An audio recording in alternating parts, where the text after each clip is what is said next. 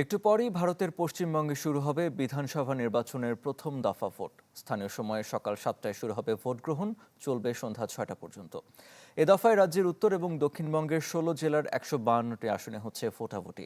ভোটের মাঠে লড়ছেন 1478 জন প্রার্থী। সাম্প্রতিক জরিপে এগিয়ে মমতার তৃণমূল কংগ্রেস, তবে প্রতিদ্বন্দ্বিতা তীব্র হবার আভাস মিলেছে। রাজ্যে মোট ভোটার 3,60,00,000। 29 এপ্রিল পশ্চিমবঙ্গে দ্বিতীয় দফায় ভোট হবে 142 আসনে। 4 মে ভোট গণনা শেষে প্রকাশ করা হবে ফল। নির্বাচন ঘিরে রাজ্য জুড়ে জোরদার করা হয়েছে নিরাপত্তা।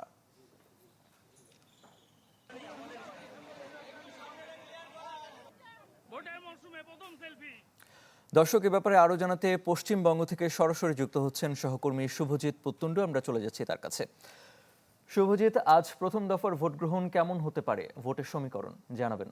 আগামীর অগ্রগতির ভিত্তি আনোয়ার ইস্পাত, স্ট্রংগেস্ট স্টিল সিন্স 1978। দেখুন, প্রথম দফার ভোট কিন্তু ঘড়ির কাঁটা যদি আপনি দেখেন, এখন থেকে মেরে কাটার 15 মিনিট ভারতীয় সময়, তারপরেই শুরু হবে। সকাল 7টা থেকে মূলত ভোট গ্রহণ শুরু হওয়ার কথা। এখানে নিরাপত্তার যে ব্যবস্থাটা সেটা যদি দেখেন, এটা ব্যাপক নিরাপত্তা বলাই যেটা সেটা সৃষ্টি করা হয়েছে। এবং সবচেয়ে বড় কথা, যারা মোবাইল নিয়ে ঢুকবে তাদের কাউকে কিন্তু মোবাইল নিয়ে আসার কোনো অনুমতি সেটা কিন্তু দেওয়া হচ্ছে না।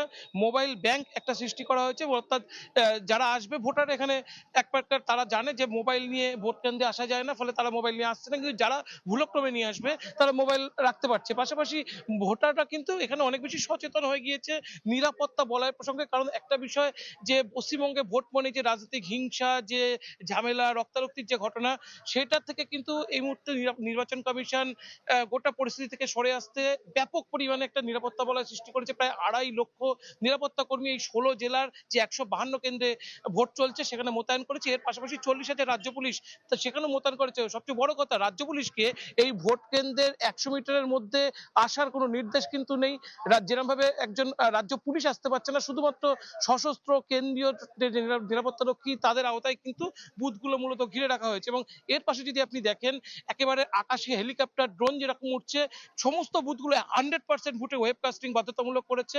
প্রত্যেক বুথে ওয়েবকাস্টিং যেরকম করা হয়েছে, এবং প্রত্যেক বুথগুলো সিসিটিভির মনিটরিং এর মধ্যে রয়েছে। একটু 5 থেকে 7 মিনিটের বেশি যদি কোনো বুথে সিসিটিভির মনিটরিং থেকে সরে যায়, সেক্ষেত্রে তাদের এই বুথগুলোর রিপোলের যে অর্ডার সেটা কিন্তু জারি করে দেওয়া হবে বলে জানানো হয়েছে। এখনো যদি আপনি দেখেন, ভেতরে যেতে দেওয়া হচ্ছে না সংবাদকর্মীদের, সঙ্গত কারণে যেতে দেওয়া হচ্ছে না। কারণ একাধিক পরিমাণে যদি ক্যামেরা বা একাধিক মিডিয়া সেখানে ভিড় করে, স্বাভাবিকভাবে সেখানে এই মকপোলের যে প্রসেস সেটা ডিস্টার্ব হতে পারে। তাই আপাতত যেটা করা হচ্ছে, এখানে মকপোল চলছে। মকপোলের পর কিন্তু এই যে ইভিএম মেশিনগুলো সেগুলো সিল করে দেওয়া হবে।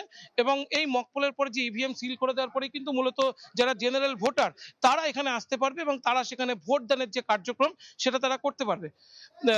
এই এই যে প্রসেস সেটা মেরে কেটে আর 15 মিনিট চলবে। 15 মিনিট পর থেকে কিন্তু যারা মূল ভোটার তারা কিন্তু আর কিছু পরেই কিন্তু তারা সেখানে ভোট দিতে শুরু করতে পারবে।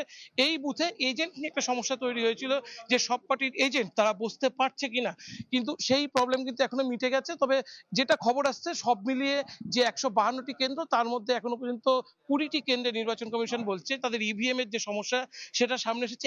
152 কেন্দ্রে সব মিলে প্রায় 44,000 বুথ রয়েছে, এবং 44,000 বুথের মধ্যেও প্রায় 88,000 ভোট কেন্দ্র রয়েছে। সব মিলিয়ে রেকর্ড সংখ্যক প্রায় 3,60,77,000 বেশি ভোটার এবার ভোট দেবে। ফলে একটা যে ভোটের যে একটা উৎসব, সেই উৎসব কিন্তু সকাল থেকে এখনো পর্যন্ত লক্ষ্য করা যাচ্ছে। এটা মূলত একটা মডেল বুথ।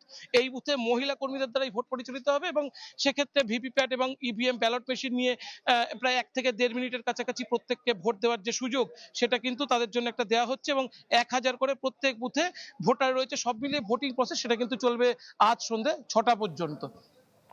শুভজিৎ, আপনাকে ধন্যবাদ।